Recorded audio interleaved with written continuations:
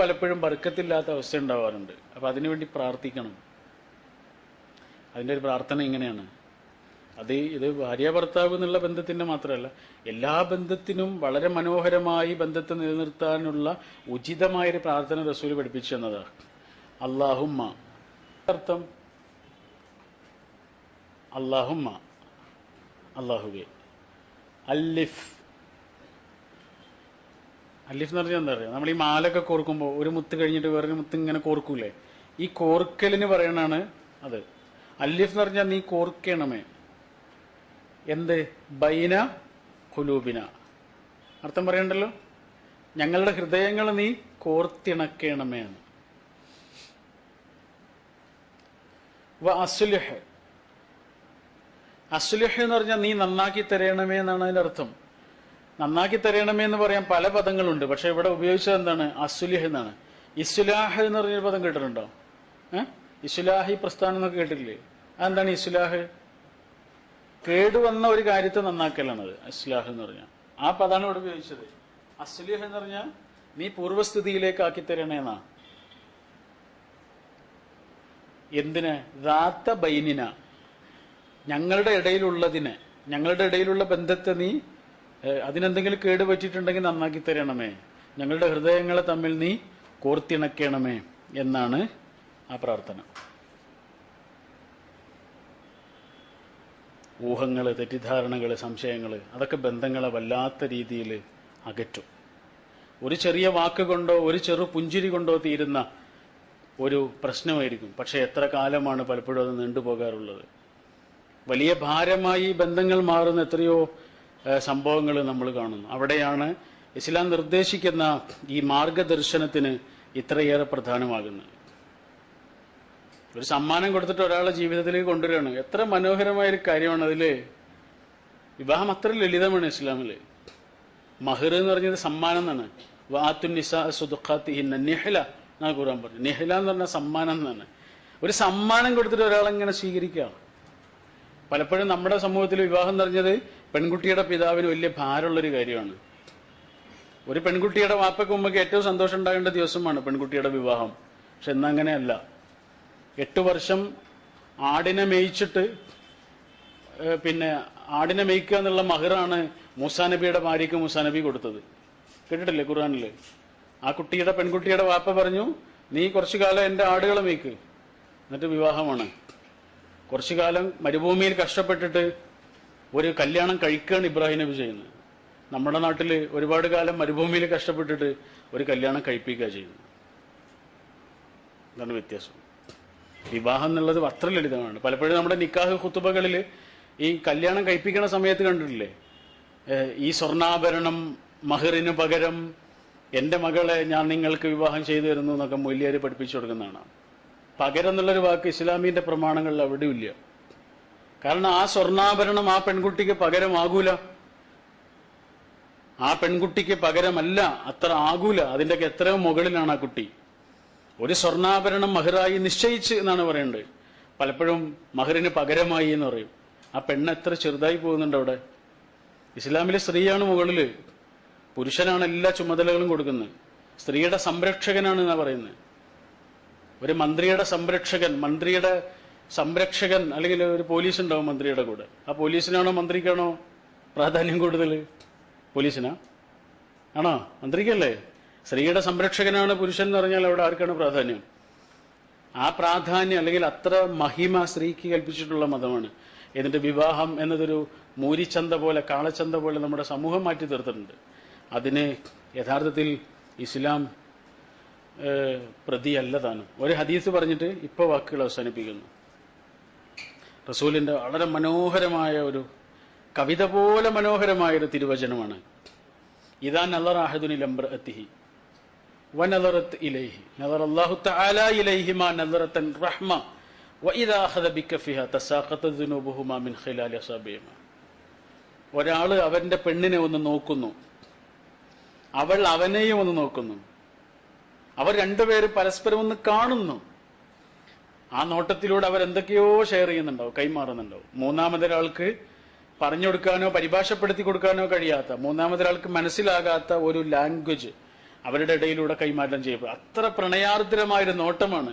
അങ്ങനെ അവരൊന്ന് നോക്കുമ്പോൾ നദർ അല്ലാഹു തആല ഇലൈഹിമാ നദറത്തൻ റഹ്മ, ദയാനിധിയായ അള്ളാഹു അവർ രണ്ടുപേരെയും കാരുണ്യത്തോടെ നോക്കും.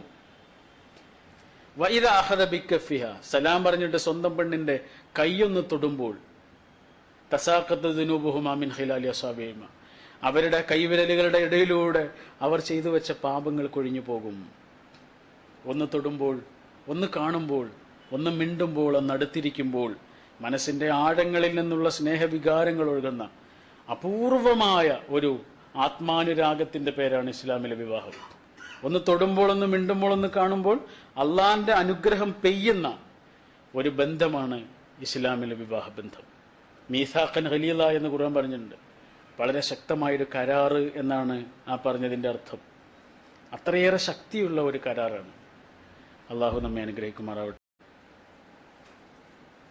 പലപ്പോഴും ബന്ധങ്ങളിൽ വരുന്ന വലിയൊരു പ്രശ്നം നമ്മുടെ പെട്ടെന്നുള്ള പെരുമാറ്റത്തിൽ വരുന്ന പ്രശ്നങ്ങളാണ്. നമ്മുടെ പാസിംഗ് ഇമോഷൻസ് എന്ന് പറയില്ലേ, passing emotions and permanent relationship എന്ന് പറയാറുണ്ട് അല്ലേ. ഇമോഷൻസിനൊക്കെ കുറച്ച് നേരത്തെ ആയുസ് ഉണ്ടാവുള്ളൂ. ഒരു ദേഷ്യത്തിന് എത്ര നേരത്തെ ആയുസ് ഉണ്ടാവും? ഒരു 5 മിനിറ്റ്. പക്ഷെ ആ 5 മിനിറ്റ് കൊണ്ട് നമ്മൾ പറയണ ഒരു കാര്യം ജീവിതകാലം മുഴുവൻ ഉണ്ടാവും ചിലപ്പോൾ. സൂര്യകൃഷ്ണമൂർത്തിയുടെ മുറിവുകൾ എന്ന് പറഞ്ഞൊരു പുസ്തകമുണ്ട്. നിങ്ങൾ വായിക്കേണ്ട ഒരു പുസ്തകമാണ്. പറ്റുമെങ്കിൽ എവിടെയെങ്കിലും കിട്ടിയത് വാങ്ങണം. അത്ര മനോഹരമാണ്. ആ പുസ്തകത്തിൽ ഒരു സംഭവം പറയുന്നുണ്ട്. ഒരു അച്ഛനും മകനും അവർ തമ്മിൽ നല്ല സുഹൃത്തുക്കളാണ്. അങ്ങനെ അച്ഛനൊരു പുതിയ കാറ് വാങ്ങിയിട്ട് മകനെ കാറിലിരുത്തിയിട്ട് ബീച്ചിലേക്ക് പോയി. ബീച്ചിലെ ഓരോ കാഴ്ചകൾ കണ്ടുകൊണ്ടിരിക്കുന്നതിനിടയിൽ മകന് കാറിന്റെ അടുത്തേക്ക് ചെന്നിട്ട് എന്തോ ഒരു കമ്പെടുത്തിട്ട് കാറിൽ കുത്തി വരച്ച്. ഇത് അച്ഛൻ കാണാണ്. മകന്റെ അടുത്തേക്ക് ഓടിച്ചെന്നു. മകന്റെ കയ്യിലുള്ളത് ഇരുമ്പിന്റെ ദണ്ടാണ്. അതുകൊണ്ട് എന്തോ കാറിൽ വരക്കുന്നു. അച്ഛന് വല്ലാത്ത ദേഷ്യം വന്നു. ആ ഇരുമ്പിന്റെ കമ്പ് വാങ്ങിയിട്ട് മകനെ അടിച്ചു. നല്ലോണം അടിച്ചു. ദേഷ്യം മാറുന്ന വരെ അടിച്ചു. കുറച്ച് കഴിഞ്ഞപ്പോൾ ദേഷ്യം മാറി. പക്ഷെ മകന്റെ കരച്ചിൽ മാറുന്നില്ല. കൈ ഇങ്ങനെ പിടിച്ചിട്ട് ഇങ്ങനെ കരയുന്നുണ്ട്. അപ്പൊ കയ്യിന്റെ വിരലിന് എന്തോ സംഭവിച്ചിട്ടുണ്ട്. അങ്ങനെ ഇയാൾ ആശുപത്രിയിലേക്ക് കൊണ്ടുപോകുന്നു.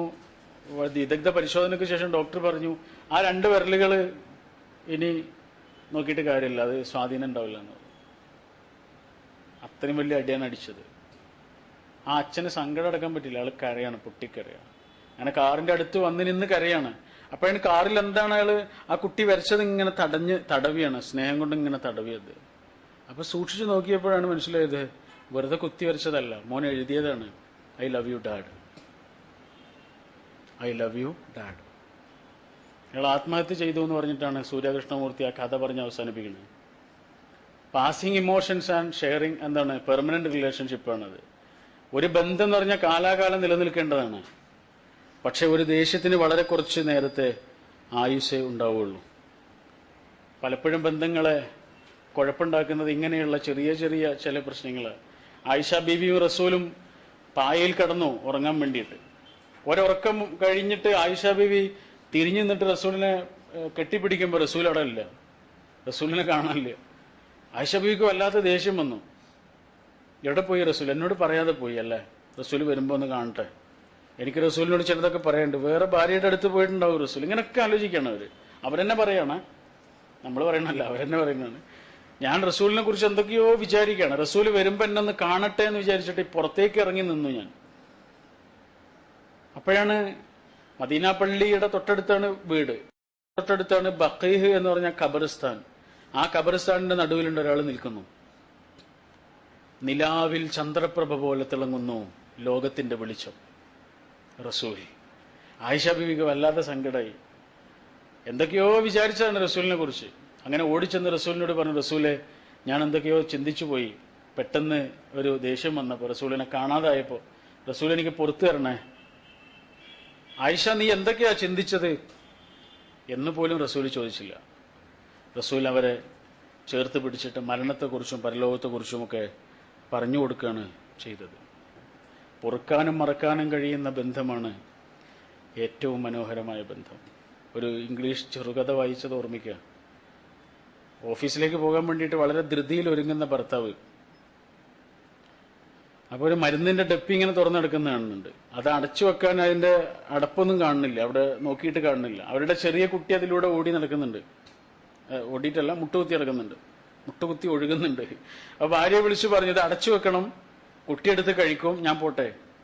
ഭാര്യ പറഞ്ഞു നിങ്ങൾ വേഗം വിട്ടുള്ളൂ, സമയം വൈകിട്ടുണ്ട്, ഞാൻ അടിച്ചു വെച്ചോളാം. പക്ഷെ അടുക്കളയിൽ ജോലിക്കിടയിൽ ആ പാവം ഉമ്മ അല്ലെങ്കിൽ അമ്മ അത് മറന്നുപോയി. കുറെ സമയം കഴിഞ്ഞ് കുട്ടിയുടെ സൗണ്ടൊന്നും കേൾക്കണില്ല. ഓടിച്ചെന്ന് നോക്കിയപ്പോഴേക്ക് കുട്ടി വീണ് കിടക്കുന്നു. മരുന്നെടുത്ത് കഴിച്ചിട്ടുണ്ട്, മരുന്നിന്റെ ഡപ്പി അവിടെ വീണ് കിടക്കുന്നു. നേരെ കുട്ടിയെ കൊണ്ട് ഹോസ്പിറ്റലിലേക്ക് പോകുന്നു. ആളുകളെല്ലാം ഓടിക്കൂടുന്നു. വളരെ ക്രിട്ടിക്കലായ സമയത്ത് ഓഫീസിൽ നിന്ന് ഭർത്താവ് ആശുപത്രിയിലേക്ക് ഓടി വരുന്നു. നേരെ ഐസിയുവിലേക്ക് കയറി ചെല്ലുന്നു. കുറച്ച് സമയം കഴിഞ്ഞിട്ട് പുറത്തേക്ക് ഇറങ്ങി വരുമ്പോൾ ഓഫീസിലേക്ക് പോകുന്ന സമയത്ത് ചുടുചുംബനങ്ങൾ കൊടുത്ത് യാത്രയാക്കിയ പൊന്നുമോന്റെ മയ്യത്തുണ്ട് കയ്യിൽ.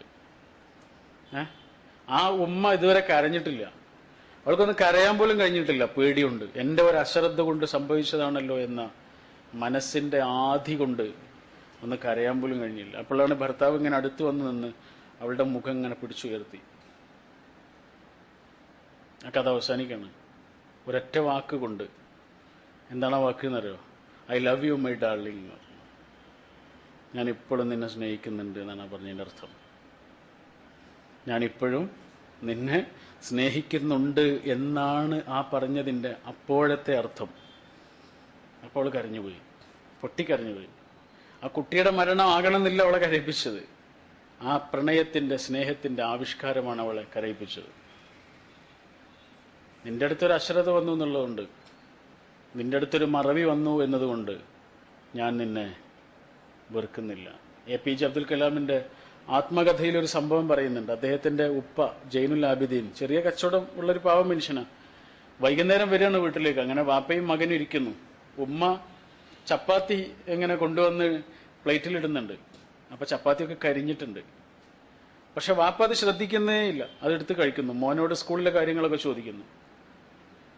അതൊക്കെ കഴിച്ചു കഴിഞ്ഞപ്പോൾ ഉമ്മ വാപ്പയുടെ അടുത്ത് ഇങ്ങനെ വന്നിരുന്നിട്ട് പറഞ്ഞു, ചപ്പാത്തിയൊക്കെ കരിഞ്ഞു പോയിരുന്നു അല്ലേ, അത് അറിയാതെ സംഭവിച്ചാണ്, സാരല്ല കേട്ടോ, മാപ്പാക്കണം എന്നൊക്കെ പറഞ്ഞു.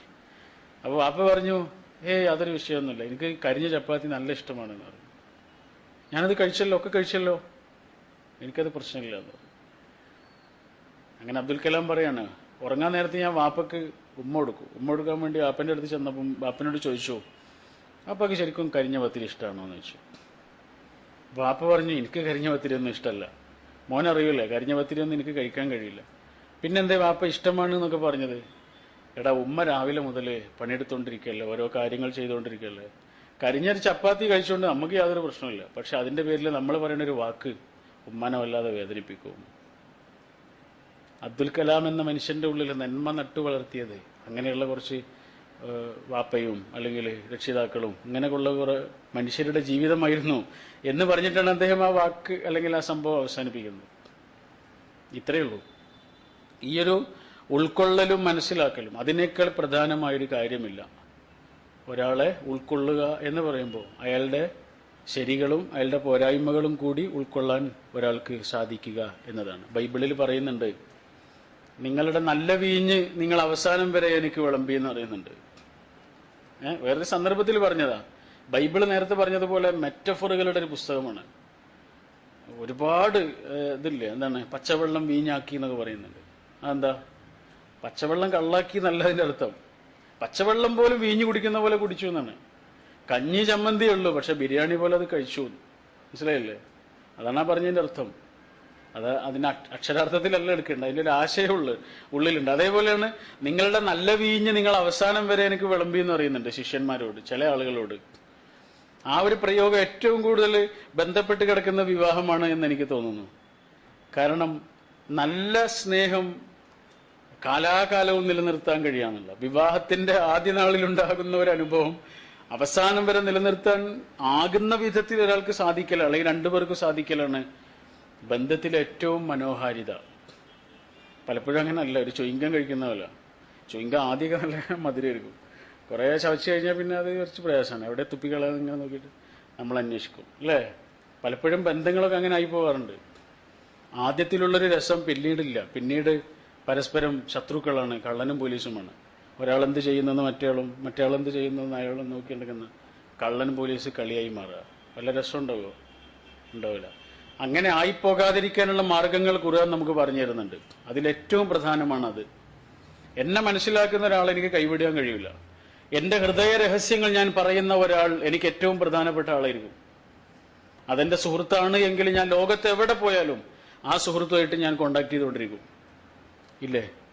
എന്റെ ഇമോഷൻസ് ഞാൻ ആരുമായിട്ടാണോ ഷെയർ ചെയ്യണത് ആ ആൾ എനിക്ക് ഏറ്റവും പ്രധാനപ്പെട്ട ആളായിരിക്കും. അത് സുഹൃത്താവട്ടെ വേറെ ആരാവട്ടെ. അതെന്റെ ഇണയാണെങ്കിലോ? അതാ ഖുർആൻ പറഞ്ഞേ നിങ്ങൾ ഉടുപ്പുകളെന്നൊക്കെ പറഞ്ഞേ. നമ്മുടെ ഇമോഷൻസ് നമ്മൾ ഷെയർ ചെയ്യേണ്ടത് അവരോട്. സന്തോഷങ്ങൾ, സങ്കടങ്ങൾ, സ്വപ്നങ്ങൾ. കളവ് പറയാന് ഇസ്ലാം അനുവദിക്കണില്ല. ഉണ്ടോ? പക്ഷെ അവസരം തന്നിട്ടുള്ള 3 സന്ദർഭങ്ങളുണ്ട്. അറിയാതെ അവസരം തന്നെ കള്ളം, വലിയ കള്ളം പറയണമെന്നല്ല, എന്താ അതേ പറഞ്ഞുതരാം. അങ്ങനെയാണ് 3 സന്ദർഭങ്ങളിൽ. ഒന്ന് യുദ്ധത്തിന്റെ സമയത്താണ്. യുദ്ധത്തിന്റെ സമയത്ത് ആവേശം കൊള്ളിക്കാൻ വേണ്ടിയിട്ട് അതാ വരുന്നു ശത്രുക്കൾ എന്നൊക്കെ പറയും. ശത്രുക്കളൊന്നും വരുന്നുണ്ടാവില്ല, പക്ഷെ ഇവരെ ഒരുമിച്ച് എന്താ പറയുക അതിനുവേണ്ടി തയ്യാറാക്കാൻ വേണ്ടി പറയുന്ന. രണ്ടാമത്തെ സന്ദർഭം 2 ആളുകളെ തമ്മിൽ ഒന്നിപ്പിക്കാൻ വേണ്ടിയിട്ട്. അപ്പൊ നമുക്ക് ഈ കൗൺസിലിങ്ങിന്റെ സമയത്തൊക്കെ ശരിക്കും മനസ്സിലാവും. ഭാര്യ ഭർത്താവൊക്കെ അല്ലേ വരിക ചിലപ്പോ. ആ ഭർത്താവ് ഇങ്ങനെ വന്നിട്ട് ഭാര്യന്റെ കുറ്റായിരിക്കും ഇത്രയും ഭാഗം പറഞ്ഞിട്ടുണ്ട്. പിന്നെ ഭർത്താവ് വന്നിട്ട് അല്ലെങ്കിൽ ഭാര്യ വന്നിട്ട് ഭർത്താവിന്റെ കുറ്റം പറഞ്ഞിട്ടുണ്ടാവും. പക്ഷെ നമ്മളവരോട് പറയും നിങ്ങളുടെ ഒരു കുറ്റം പറഞ്ഞില്ലല്ലോ എന്നൊക്കെ പറയും. നിങ്ങളെ കുറിച്ച് എന്തൊരു സ്നേഹ, നല്ല അഭിപ്രായം എന്നൊക്കെ പറയും. അതോടുകൂടി ഇയാളുടെ ആ ദേഷ്യമൊക്കെ കുറച്ച് കുറയും. അപ്പൊ 2 ആളുകളെ ഇസ്ലാഹു ബൈനന്നാസ് എന്ന് പറയാം. 2 ആളുകളെ തമ്മിൽ ഒന്നിപ്പിക്കാൻ വേണ്ടിയിട്ട് ചെറിയ നിർദോഷകരമായ കള്ളങ്ങൾ പറയാവുന്നുണ്ട്. മൂന്നാമത്തെ സമയം ഏതാണെന്നറിയാം? ഭാര്യയും ഭർത്താവും തമ്മിലാണ് കിടപ്പറയില്. കാരണം അവരുടെ സ്നേഹം അത്ര പ്രധാനമാണ് എന്നതുകൊണ്ട് അവർ തമ്മിൽ പറയുന്ന വളരെ പ്രണയാർദ്രമായ ചില വാക്കുകളിൽ വരുന്ന അബദ്ധങ്ങൾ പോലും അള്ളാഹു പുറത്തു തരുന്നു. അത് വിശദീകരിക്കണ്ടല്ലോ. ഓക്കെ. അല്ല, കള്ളെന്ന് പറയുമ്പോൾ വലിയ പ്രശ്നമുണ്ട്, അതുകൊണ്ടാണ് ഞാൻ പറഞ്ഞത്. അത്രേ ഉള്ളൂ. എന്താണ്, അവരുടെ സ്നേഹത്തെ തമ്മിൽ ഊട്ടി ഉറപ്പിക്കുന്നതിന് വേണ്ടി പ്രയോഗിക്കുന്ന പദങ്ങൾ പോലും അത്ര, അതിൽ വരുന്ന അബദ്ധങ്ങൾ പോലും അള്ളാഹു പുറത്തു തരും എന്നാണ് പറയുന്നത്. അലി റളിയല്ലാഹുവിന്റെ ഒരു സംഭവമുണ്ട്. അദ്ദേഹം വീട്ടിലേക്ക് വരും. അലി റളിയല്ലാഹു എന്ന് പറഞ്ഞ സ്വഹാബികളുടെ കൂട്ടത്തിൽ ഏറ്റവും ദരിദ്രനായ ഒരാളായിരുന്നു. ഒന്നുമില്ലായിരുന്നു. ഈ അബൂ താലിബിന് കുറെ മക്കളാ, എത്രയോ മക്കളുണ്ട്, 20-ലേറെ മക്കളൊക്കെ ഉണ്ടെന്ന് തോന്നുന്നു. അതിലൊരു കുട്ടിയെ റസൂൽ വീട്ടിലേക്ക് കൊണ്ടുവന്നാണ്. അതാണ് ആര്? അലി. റസൂലിന്റെ വീട്ടിലാണ് വളരുന്നത്. വിവാഹപ്രായമെത്തിയപ്പോ വീട്ടിലൊരു കുട്ടിയുണ്ട്. അതാരാ? ഫാത്തിമയുണ്ട്. അലിക്ക് ഫാത്തിമയെ ഇഷ്ടമാണ്. അത് ചില ആളുകളോട് അലി പറഞ്ഞിട്ടുണ്ട്, അബൂബക്കർ സിദ്ദീഖിനെ പോലെയുള്ള ആളുകളോട് റളിയല്ലാഹു അൻഹു. അപ്പൊ ഫാത്തിമയ്ക്ക് റസൂൽ കല്യാണം ആലോചിക്കുമ്പോ സിദ്ദീഖ് അബൂബക്കർ റളിയല്ലാഹു അൻഹുവും അതുപോലെ ഉമർ റളിയല്ലാഹു അൻഹുവൊക്കെ അലിയോട് ചെന്ന് പറഞ്ഞു, എന്റെ ഫാത്തിമ കൈവിട്ട് പോകട്ടോ, ചെന്ന് റസൂലിനോട് കാര്യം പറഞ്ഞു എന്ന് പറഞ്ഞു. അങ്ങനെ റസൂലിന്റെ അടുത്തേക്ക് ചെല്ലുന്നുണ്ട് ഇത് പറയാൻ വേണ്ടിയിട്ട് അലി. പക്ഷെ പറയാൻ ധൈര്യമില്ല. അപ്പൊ അതിന്റെ അടുത്ത് ഇങ്ങനെ പോയിട്ട് നിന്നു. റസൂലിന് മനസ്സിലായി എന്താ പറയണ്ട്. റസൂൽ പറഞ്ഞു, എന്താ പറയാനുള്ളത് പറഞ്ഞു, എനിക്ക് എന്താ പറയണ്ടല്ലോ. അപ്പൊ റസൂലിനോട് വളരെ മടിച്ചിട്ട് പറഞ്ഞു എന്നാണ്, ഫാത്തിമയെ എനിക്ക് കെട്ടിച്ചു തന്നാൽ ഞാൻ നന്നായിട്ട് നോക്കാം, അത്രേ പറഞ്ഞുള്ളൂ. റസൂൽ ചിരിച്ചുപോയി, മോണ കാട്ടി ചിരിച്ചു എന്നാ. എന്നിട്ട് റസൂൽ അലിയെ അങ്ങനെ ചേർത്ത് പിടിച്ചിട്ട് പറഞ്ഞു, എടാ ഫാത്തിമ നിനക്കുള്ളത് തന്നെയല്ലേ. അങ്ങനെ റസൂല് ഫാത്തിമ ബീവിയെ സഹാബികളുടെ കൂട്ടത്തില് ഒന്നുമില്ലാത്ത നിസ്വനാണ്, ഒരു വീടുമില്ല, ഒന്നുമില്ല, ആ അലിക്കാണ് കല്യാണം കഴിച്ചു കൊടുത്തത്. അതിന്റെ കാരണം എന്താണ്? എന്നിട്ട് ആ റസൂലാണ് നമ്മളോട് പറഞ്ഞത്, ഇദാ ആതാകും മൻ തർദൗന ഖുലുഖഹു വദീനഹു ഫസവ്വിജു. നിങ്ങളുടെ അടുത്തേക്ക് നല്ല സ്വഭാവ മഹിമയും അതുപോലെ ദീനുമുള്ള ഒരു പുരുഷൻ വന്ന് നിങ്ങളുടെ കുട്ടിയെ വിവാഹം ആലോചിച്ചാൽ ഫസവ്വിജു എന്നാ, വൈകിക്കരുത് എന്നാ പറഞ്ഞു, നിങ്ങൾ കെട്ടിച്ചെടുക്കും എന്നാ പറഞ്ഞു. സ്ത്രീയെ കുറിച്ച് മാത്രമല്ല അത് പറഞ്ഞു, സ്ത്രീയെ കുറിച്ച് പറഞ്ഞിട്ടുണ്ട്. എന്ത്? ഒരു സ്ത്രീ പല കാരണങ്ങളാലും വിവാഹം ചെയ്യപ്പെടുന്നു. സൗന്ദര്യം, കുടുംബം, സ്വത്ത്. എന്നിട്ട് ഖുർആൻ റസൂല് പറഞ്ഞു, ഇത് 3ഉം ഈ ലോകത്ത് നിങ്ങൾക്ക് നന്നായിട്ട് ജീവിക്കാനുള്ള നല്ല മാർഗങ്ങളാണ്. പക്ഷെ നിങ്ങൾ ശരിക്കുള്ള വിജയമാണ് ആഗ്രഹിക്കണതെങ്കിൽ ഫദ്ഫർ ബിദാത്തി ദീൻ, ദീനുള്ളവളെ വിവാഹം ചെയ്യണം. എന്ന് പറഞ്ഞാൽ പണമോ സൗന്ദര്യമോ സമ്പത്തോ അത്ര മോശമാണെന്നുള്ള അർത്ഥം അതിനില്ല. ഒരു കുട്ടിക്ക് ദീനുണ്ട്, പക്ഷെ അവൾക്ക് പൈസ കുറഞ്ഞു എന്നുള്ളതുകൊണ്ട് ആ കല്യാണം വേണ്ടാന്ന് വെക്കരുത് എന്നാണ് പറഞ്ഞതിന്റെ അർത്ഥം. മനസ്സിലായില്ലേ? ദീനുള്ളൊരു കുട്ടിക്ക് വേറെന്തെങ്കിലും കുറഞ്ഞു പോയതിന്റെ പേരിൽ ആ ബന്ധം ഇല്ലാതാക്കരുത്, ദീനാണ് പ്രധാനം എന്നർത്ഥമാണ് അതിനുള്ളത്. അല്ലാതെ മറ്റതൊക്കെ മോശം എന്നുള്ള അർത്ഥമില്ല. കാരണം മറ്റൊന്നും അത്ര മോശമായിട്ട് ഖുർആനോ ഹദീസോ പറഞ്ഞില്ല. അതൊക്കെ ഉൾക്കൊണ്ട് തന്നെ ആണ് പറഞ്ഞിട്ടുള്ളത്. അപ്പോൾ സ്ത്രീയെക്കുറിച്ച് മാത്രമല്ല ഇങ്ങനെ പറഞ്ഞിട്ടുള്ളത്. എന്ത്? ദീനുള്ളവളെ നീ കെട്ടുകയാണ്. പുരുഷനെ കുറിച്ചും പറഞ്ഞിട്ടുണ്ട്. ദീനുള്ളവൻ വിവാഹം അന്വേഷിച്ചാൽ നിങ്ങൾ കെട്ടിച്ചു കൊടുക്കണം എന്നാ പറഞ്ഞു. അതുപോലെ റസൂലിന്റെ അടുത്ത് വന്നിട്ട് ദീനുള്ള ഒരാളെ അന്വേഷിക്കണം, റസൂല് കെട്ടിച്ചു കൊടുക്കുകയാണ്. അങ്ങനെ വിവാഹത്തിന്റെ ദിവസം, അവരെ കൂട്ടിക്കൊണ്ടുപോകുന്ന ദിവസം ഫാത്തിമ ബീവിക്ക് റസൂല് കൊടുക്കുന്ന ചില നിർദ്ദേശങ്ങളുണ്ട്. റസൂല് പറഞ്ഞു, മോളെ നിനക്ക് ചിലപ്പോൾ അവിടെ പട്ടിണി കിടക്കേണ്ടി വരും. മോൾ അലിയെ കൊണ്ട് ഞാൻ വിവാഹം കഴിപ്പിച്ചു എന്നുള്ളതിന്റെ പേരിൽ മോള് വിഷമിക്കരുത്. മോൾ ഒരിക്കലും അതിന്റെ പേരിൽ വിഷമിക്കരുത്. ചിലപ്പോൾ മോൾക്ക് പട്ടിണിയൊക്കെ കിടക്കേണ്ടി വരും. പക്ഷേ അലിയുടെ ഏതെങ്കിലും ഒരു പ്രവർത്തനത്തിന്റെ പേരിൽ മോൾക്ക് കരയേണ്ടി വരില്ല എന്ന് എനിക്ക് ഉറപ്പാണ്. ഇതാ റസൂല് പറഞ്ഞു. അത്രയേറെ റസൂലിന് മതിപ്പുള്ള കുട്ടിയാണ്. കാരണം റസൂല് കുട്ടിക്കാലം മുതൽ കാണുന്നുണ്ട്. ഫാത്തിമയെ കണ്ടതുപോലെ റസൂല് കണ്ടിട്ടുണ്ട് ആരെ? അലിയെ. എന്നിട്ട് ആ അലിക്കാണ് റസൂല് വിവാഹം കഴിപ്പിച്ചു കൊടുക്കുന്നത്. അപ്പോ ഒരിക്കൽ അലി, അവരുടെ ബന്ധമാണ് ഞാൻ പറഞ്ഞ, അത്ര മനോഹരമായിരുന്നു ബന്ധം. ഒരിക്കൽ അലി ഇങ്ങനെ വരിക, ഫാത്തിമ ഗർഭിണിയാണ്, വെയിലേറ്റ് വാടിത്തളർന്നു വരികയാണ് അലി. അങ്ങനെ ഭക്ഷണം കഴിച്ചുകൊണ്ടിരിക്കുമ്പോൾ ഫാത്തിമ ബീവി ഓരോ കാര്യങ്ങൾ സംസാരിക്കുന്നതിനിടയിൽ പറഞ്ഞു, എനിക്ക് നല്ല മധുരമുള്ള ഈത്തപ്പഴം കഴിക്കാൻ ഭയങ്കര ആഗ്രഹമുണ്ട് എന്ന് പറഞ്ഞു. ഗർഭിണിയായൊരു സ്ത്രീയുടെ ഒരു ആഗ്രഹം. അത് പറയണത് വിചാരിച്ചു പറഞ്ഞല്ല, അവരെന്നെ പറയുന്നുണ്ട്. അത് പറഞ്ഞു പോയതാണ്. കാരണം അലിയുടെ കയ്യിൽ പൈസ ഇല്ല എന്ന് അവർക്കറിയാം. പൈസ മീൻസ് പണം, അവിടുത്തെ പണം. പക്ഷെ അലി എന്ത് ചെയ്യുന്നതെന്നറിയോ? ഫാത്തിമയോട് പറഞ്ഞു, ഫാത്തിമ ഈ ഭക്ഷണം അടച്ചു വെക്കുമെന്ന് പറഞ്ഞു. അടച്ചു വെച്ചു. നേരെ ചന്തയിലേക്ക് പോവുക, വെയിലിലേക്ക് തന്നെ ഇറങ്ങി നടക്കുക. എന്നിട്ട് ചന്തയിലേക്ക് പോയിട്ട് ഏറ്റവും നല്ല ഈത്തപ്പഴം കിട്ടുന്ന സ്ഥലത്ത് പോയിട്ട് ഈത്തപ്പഴത്തിന് വില ചോദിച്ചു. കയ്യിൽ പൈസയൊന്നുമില്ല. അങ്ങനെ അരപ്പട്ട അഴിച്ചു കൊടുത്തു. അതിന് പകരമുള്ള ഈത്തപ്പഴം ചോദിച്ചു. അയാളൊരു കിഴിയിലാക്കിയിട്ട് ഈത്തപ്പഴം കൊടുത്തു. വളരെ സന്തോഷത്തോടു കൂടി ഫാത്തിമയുടെ അടുത്തേക്ക് വരിക. അപ്പോഴാണ് ഒരു പാവം മനുഷ്യൻ വിശക്കുന്നുണ്ട് എന്ന് അലിനോട് പറഞ്ഞു. അലി, കുറെ ദിവസമായിട്ട് ഭക്ഷണം കഴിച്ചില്ല, വെറും വെള്ളം കുടിച്ചിട്ടാണ് ജീവിക്കുന്നത്. അലിയുടെ കയ്യിൽ വല്ലതുണ്ടോ? വീട്ടിൽ വല്ലതുണ്ടെങ്കിൽ ഞാൻ അങ്ങോട്ട് വരാം, അത്രയും വിശപ്പുണ്ട് അലി എന്ന് പറഞ്ഞു. അലി വേറൊന്നും ആലോചിച്ചില്ല, ആ ഈത്തപ്പഴം എടുത്ത് കൊടുത്തു. അയാളെ സന്തോഷത്തോടു കൂടി അത് എടുത്ത് കഴിച്ചു. എടുത്ത് കഴിച്ചു കഴിഞ്ഞിട്ട് ആ കിഴി ഇങ്ങനെ കുടഞ്ഞിട്ട് കൊടുക്കുമ്പോഴാണ് അലി ആലോചിച്ചത്, ഇത് ഫാത്തിമക്ക് വേണ്ടിയുള്ളതാണല്ലോ. അലിക്ക് സങ്കടമായി. പേടിയല്ല കേട്ടോ, സങ്കടമായി. ഇനി അങ്ങനെ അങ്ങോട്ട് പോകുന്നുള്ള പേടിയല്ല ഉണ്ടായത്. അങ്ങനെ സങ്കടത്തോടു കൂടിയാണ് അലി ഒഴിഞ്ഞ കൈയോട്ട് വരുന്നത്. ഫാത്തിമ ബീവിക്ക് ഒരു ഭാവവ്യത്യാസമില്ല. എന്താ ഈത്തപ്പഴം വാങ്ങിയില്ലേ, കിട്ടിയില്ലേ, ഒന്നും ചോദിച്ചില്ല. ആ ഭക്ഷണം എടുത്ത് കഴിച്ചു. ആ കഴിക്കുന്നതിനിടയിൽ ഫാത്തിമയോട് അലി ഇങ്ങനെ പറഞ്ഞു കാര്യങ്ങളൊക്കെ, ഇങ്ങനെയൊക്കെ സംഭവിച്ചു ഫാത്തിമ. അങ്ങനെ അവർ രണ്ടുപേരും പോയിട്ട് പായയിൽ കിടക്കുകയാണ്.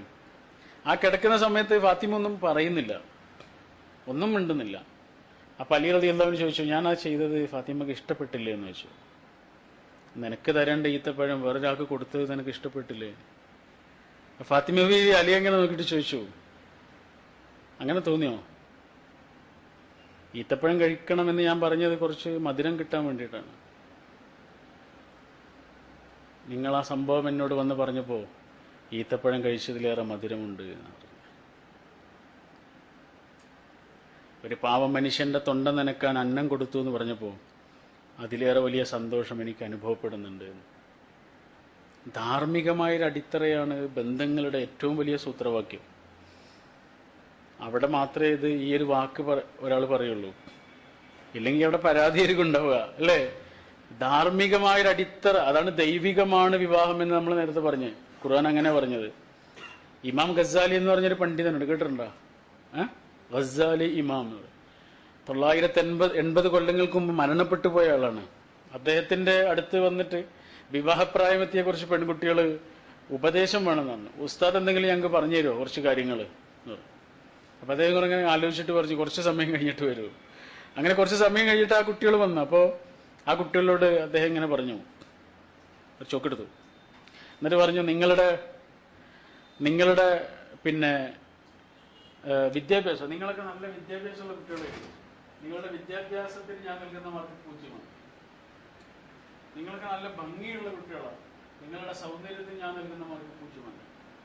നിങ്ങളൊക്കെ വലിയ തറവാട്ടിലുള്ള കുട്ടികളാണ്. നിങ്ങളുടെ തറവാട്ട് മഹിമയ്ക്ക് ഞാൻ നൽകുന്ന മാർക്ക് 0. നിങ്ങളൊക്കെ വലിയ മാതാപിതാക്കളുടെ മക്കളിൽ മാതാപിതാക്കൾ എന്ന മഹത്വത്തിൽ ഞാൻ നൽകുന്ന മാർക്ക് 0. ഇങ്ങനെ കുറേ പൂജ്യങ്ങൾ ഇട്ടത് എന്ന് പറഞ്ഞു. നിങ്ങളുടെ ധാർമ്മികതയ്ക്കും പടച്ചവനെ കുറിച്ചുള്ള നിങ്ങളുടെ പേടിക്കും സൂക്ഷ്മതയ്ക്കും ഞാൻ നൽകുന്ന മാർക്ക് 1. ആ ഒന്നിട്ടതോടുകൂടി ബാക്കിയുള്ള ഓരോ പൂജ്യവും വില കൂടിയതായി. ആ ഒന്നില്ലെങ്കിലോ അതൊക്കെ വെറും 0. എത്ര മനോഹരമായ ഉപദേശം അല്ലേ?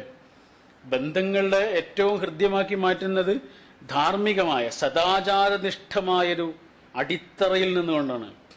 അവിടെ മാത്രമേ ആ ബർക്കത്ത് ഉണ്ടാവുള്ളൂ. അതാണ് നിബന്ധന. അള്ളാന്റെ ബർക്കത്ത് ഒരു ബന്ധത്തിൽ ഉണ്ടാവാനുള്ള നിബന്ധന അതാണ്. അല്ലെങ്കിൽ ആ ബർക്കത്ത് ഉണ്ടാവില്ല. ഇപ്പൊ വലിയൊരു കാറിൽ കിട്ടാവുന്നതിൽ ഏറ്റവും വിലപിടിപ്പുള്ള ഒരു കാറിൽ ഒരു ഭാര്യയും ഭർത്താവും ഇങ്ങനെ യാത്ര ചെയ്യുന്നു. ഭർത്താവ് വണ്ടി ഓട്ടുന്നു, ഭാര്യ അടുത്തിരിക്കുന്നു. അവര് ഫോണിൽ ആരോടൊക്കെയോ തമാശ പറയുന്നുണ്ട്, ചിരിക്കുന്നുണ്ട്, ഒക്കെ ചെയ്യുന്നുണ്ട്. ഫോണിൽ മാത്രം. ഫോണ് വെച്ച് കഴിഞ്ഞാൽ പിന്നെ ചിരിയൊന്നുമില്ല. അവര് തമ്മിൽ മനസ്സ് തുറന്നൊരു സംസാരമില്ല, ഉള്ളു തുറന്നൊരു വാക്ക് പറയുന്നില്ല, ഒന്നും ഷെയർ ചെയ്യുന്നില്ല. ആ വലിയ കാറിന്റെ ഒരുപാട് പിറകിൽ ഒരു ചെറിയ ഓട്ടോറിക്ഷ വരുന്നുണ്ടാവും. ആ ഓട്ടോറിക്ഷ ഓട്ടുന്നത് ഭർത്താവും പിറകിലെ സീറ്റിൽ ഭാര്യയും മക്കളൊക്കെ ഉണ്ടാവും. കളിച്ച് ചിരിച്ച് തമാശ പറഞ്ഞ് കളിയാക്കി വളരെ രസമായിട്ട് പോകുന്നുണ്ടാവും. നമ്മൾ ഏത് വണ്ടിയിലേക്ക് ചൂണ്ടിയിട്ടാണ് അവർക്കിപ്പോ നല്ല ബർക്കത്താന്ന് പറയാ? ഓട്ടോറിക്ഷയിലേക്ക് ചൂണ്ടിയിട്ട് നമ്മൾ ആരും പറയില്ല. സത്യത്തിൽ ബർക്കത്തുള്ളത് എവിടെയാണ്? ഓട്ടോറിക്ഷയിലാണ്. അതാണ് ബർക്കത്ത് എന്ന് പറയുന്നത്. അതെല്ലാവർക്കും കിട്ടൂല. അതിന് അള്ളാഹു ചില നിബന്ധനകൾ പറഞ്ഞിട്ടുണ്ട്. ആ നിബന്ധനകൾ പാലിക്കുന്നവർക്കാണ് ആ ബർക്കത്ത് കിട്ടുള്ളൂ. എല്ലാത്തിനും ബർക്കത്ത് വേണം. ആരോഗ്യത്തിന് ബർക്കത്ത് വേണം, സമ്പത്തിന് ബർക്കത്ത് വേണം, വീട്ടിൽ ബർക്കത്ത് വേണം, ബന്ധങ്ങളിൽ ബർക്കത്ത് വേണം. ചില ആളുകൾക്ക് നല്ല ആരോഗ്യം ഉണ്ടാവും, നല്ല മസിലൊക്കെ പെരുപ്പിച്ച് കുറെ കാലം കഴിയുമ്പോൾ ഒന്നും കാണാനുണ്ടാവില്ല. അതുകൊണ്ടൊക്കെ എന്താണ് സംഭവിച്ചത്, എന്ത് ചെയ്തു എന്ന് ചോദിച്ചാൽ ഉത്തരമൊന്നും ഉണ്ടാവില്ല. കുറെ ആളുകൾക്ക് ധാരാളം പൈസ ഉണ്ടാവും, കുറെ കാലം കഴിയുമ്പോൾ പൈസ ഒക്കെ തീരും. എന്തേ ആ പൈസക്ക് സംഭവിച്ചെന്ന് ആലോചിച്ചോ? ഒന്നും കിട്ടൂല. സിനിമാ മേഖലയിൽ മരിച്ച ആളുകളെ കുറിച്ചുള്ള പിറ്റേ ദിവസത്തെ വാർത്ത അവരുടെ കഷ്ടപ്പാടിനെ കുറിച്ചായിരിക്കും. എന്നിട്ട് അവരുടെ മക്കളുടെ പഠനം ഇന്ന ആളിൽ ഏറ്റെടുത്തു, അല്ലേ? കേട്ടില്ലേ നിങ്ങൾ? അതെന്തുണ്ടാ? പൈസ ഇല്ലാത്തോണ്ടാ? ബർക്കത്തില്ലാത്തോണ്ടാ. അതെല്ലാവർക്കും കിട്ടണമെന്നില്ല. ചില ആളുകൾക്ക് നല്ലോണം സമയം ഉണ്ടാവും, ധാരാളം സമയം അവരെ വെറുതെ കിട്ടുന്നുണ്ടാവും, പക്ഷെ വെറുതെ കിടക്കുന്നുണ്ടാവും. പക്ഷെ കുറെ കാലം കഴിഞ്ഞ് തിരിഞ്ഞു നോക്കുമ്പോൾ സമയമൊക്കെ എവിടെ പോയെന്ന് വെച്ചാൽ ഒന്നും ഉണ്ടാവില്ല. ഇതാണ് ബർക്കത്തില്ലാത്ത അവസ്ഥ.